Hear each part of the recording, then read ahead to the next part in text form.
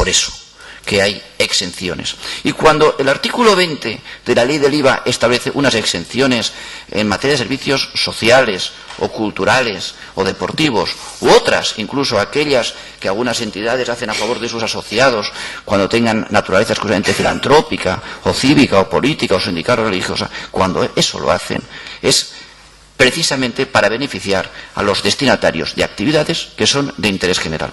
Nada impide que esas actividades de interés general puedan ser cumplidas en un régimen empresarial puro. Pero lo cierto es que la ley del IVA está estableciendo una exención del IVA para unos casos y no para otros. Y cuando lo está haciendo, está afectando realmente a la competencia porque así lo ha querido. Porque así lo ha querido. Cuando el legislador ha admitido una exención subjetiva de IVA por las razones expuestas, está admitiendo, en rigor, que entidades exentas y entidades no exentas compitan en el mercado con total libertad. Y esa distorsión en la competencia que puede producir la ley del IVA está admitida por el legislador español expresamente y por eso concede la exención. Tiene razón nuevamente el profesor Vázquez cuando dice, entre las opciones que el legislador tenía para regular la exención, estudió, valoró la posible distorsión de la competencia y, no obstante, admitió en el artículo 20 la exención del IVA. De modo que la distorsión de la competencia no puede venir nunca de la ley de contratación del sector público, sino de la regulación, de la exención, por la normativa que regula el IVA. Otra matización que me gustaría hacer es que la exención del IVA Entiendo la explicación de la Junta Consultiva del Ministerio cuando dice, bueno, las exenciones han de interpretarse restrictivamente, de modo que, en caso de duda, hemos de aplicar aquella solución que sea contraria a la exención. En caso de que esa exención pueda ser aplicable a una variedad de supuestos, vamos a restringir su aplicación a aquellos para los que no ofrezca ninguna duda la aplicación de la exención. Ese viene a ser el sentido de la Junta Consultiva de Contratación Administrativa del Ministerio de Hacienda, cuando, después de decir que el precio ha de entender que incluye el IVA, curiosamente no sigue el razonamiento hasta adelante, sino que dice, bueno, pero aquí tengo la duda sobre la aplicación del IVA y en caso de duda, una excepción ha de interpretarse restrictivamente. Eso pasa con muchos principios que tienen su excepción. La exención del IVA, por su propia naturaleza de ser, no puede interpretarse restrictivamente. Una vez más, se hace profesor Vázquez cuando dice, no, ha de interpretarse en sus estrictos términos. La interpretación de esta exención ha de ser la estricta, la que corresponde a su regulación. Podríamos añadir, la que corresponde a su finalidad. La que corresponde a su finalidad. ¿Qué es lo que pretende la exención? Beneficiar a la colectividad indeterminada de usuarios a los que van destinados servicios sociales o culturales o deportivos. Por consiguiente, en atención a esta finalidad, ha de interpretarse la exención.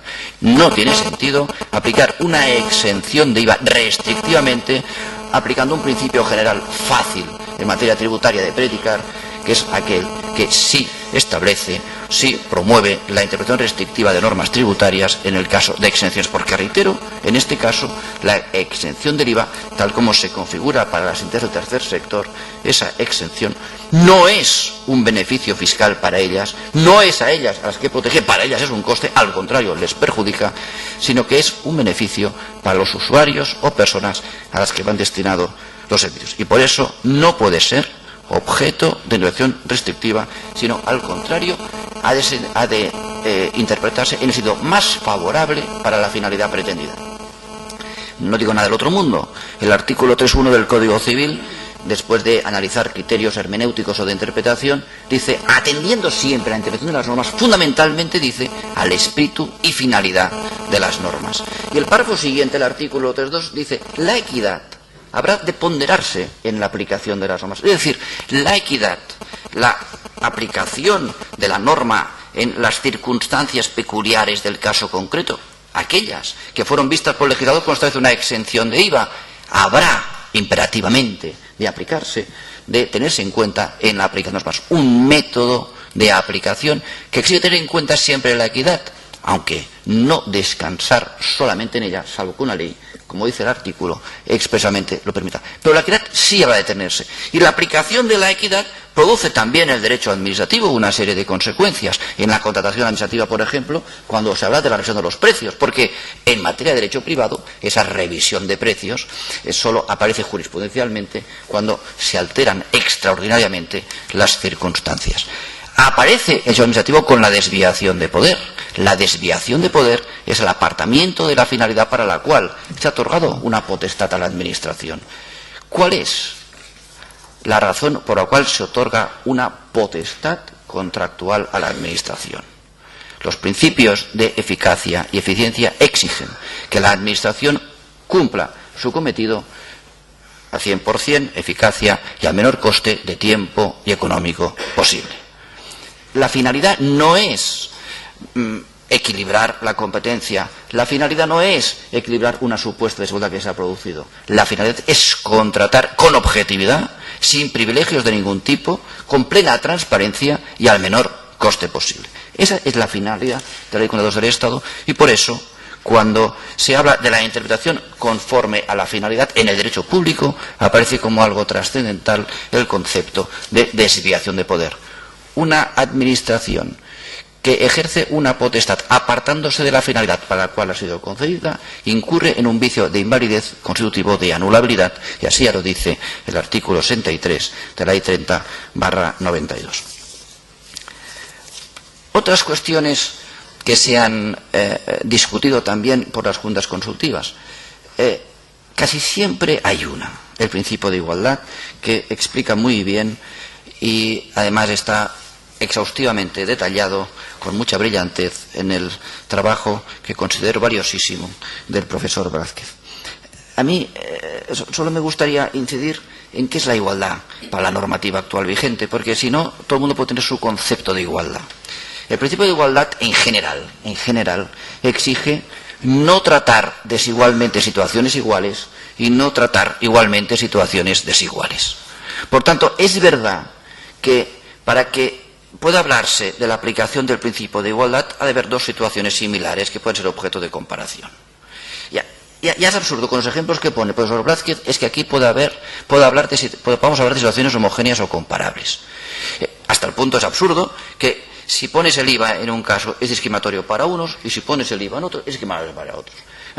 Una situación que te permita comparar de tal modo que tal como interese son las entidades exentas las discriminadas y tal como interese son entidades no exentas discriminadas, quiere decir que ya no partimos de una premisa comparativa válida. Y ciertamente no lo es. No lo es. Igualar quiere decir aplicar el mismo trato a situaciones comparables y por tanto no tratarlas desigualmente ni tampoco tratar igualmente situaciones que no son comparables. Además, el Tribunal Constitucional exige, no proscribe cualquier discriminación, sino solo aquella que no tenga una justificación razonable. Y no solamente eso, sino aquella cuya medida presuntamente discriminatoria no guarde la debida proporción con el resultado que se pretende.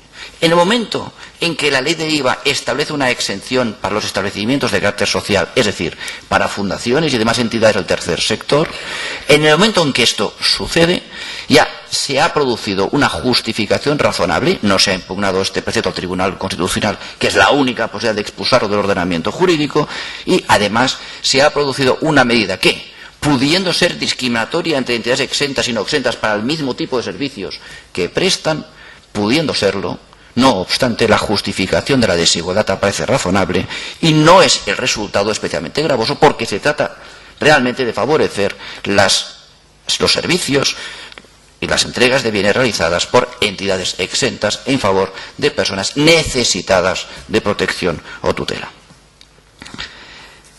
Pero es más, si uno analiza la directiva del año 2004, que nuestra ley de control del sector público actual del año 2007 transpone en gran medida, aunque va bastante más allá, vemos que la igualdad exige cosas diferentes de lo que dice la Junta Consultiva del Ministerio.